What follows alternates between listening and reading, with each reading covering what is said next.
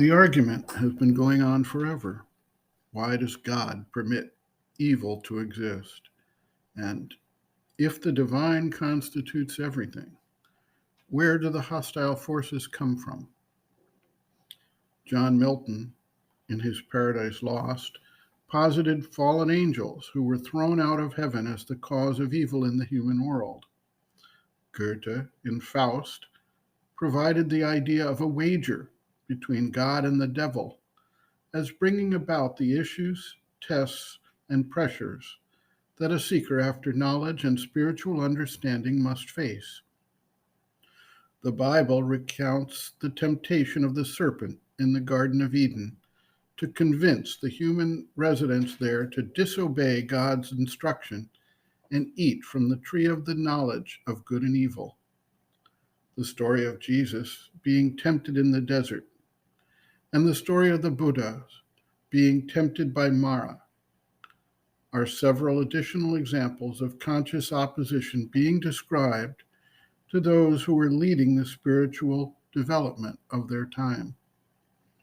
The Greeks told the tale of Prometheus, who stole fire from the gods to provide it to mankind, and who was made to suffer for his act of delivering technology to humanity. Sri Aurobindo points out that the hostile forces actually play a role in the evolutionary cycle of development. They act, first of all, as a brake on too fast forward movement that could create imbalances in the creation. They stand for the status quo, the existing order of things, more or less as a conservative principle. Anything that challenges the existing ways of doing things is subjected to endless opposition, tests, and delays until finally all of the issues are worked out and the progressive step can take place without disrupting other elements of the creation.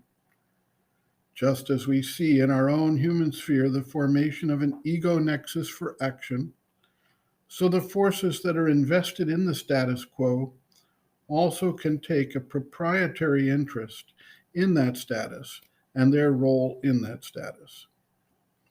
When threatened, they react with all their power to prevent change or the overthrow of their regime.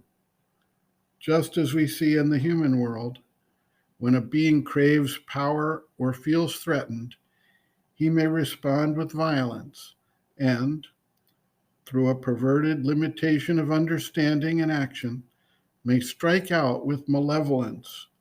So such forces may become conscious opponents of the evolutionary impetus in the creation.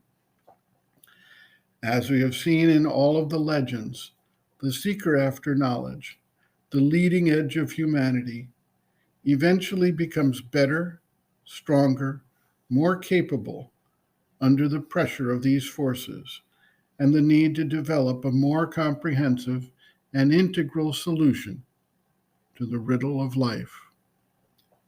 Sri Aurobindo writes, quote, "The hostile forces have a certain self-chosen function. It is to test the condition of the individual, of the work, of the earth itself, and their readiness for the spiritual descent and fulfillment. At every step of the journey, they are there attacking furiously, criticizing, suggesting, imposing despondency or inciting to revolt, raising unbelief, amassing difficulties. No doubt, they put a very exaggerated interpretation on the rights given them by their function, making mountains even out of what seems to us a molehill. A little trifling false step or mistake, and they appear on the road and clap a whole Himalaya as a barrier across it. But this opposition has been permitted from of old, not merely as a test or ordeal, but as a compulsion on us to seek a greater strength, a more perfect self-knowledge, an intenser purity and force of aspiration, a faith that nothing can crush, a more powerful descent of the divine grace." End quote. Reference Sri Aurobindo. Integral Yoga, Sri Aurobindo's teaching and method of practice. Chapter 10, Difficulty in Transforming the Nature. Difficulties due to the hostile forces, pages 280 to 286.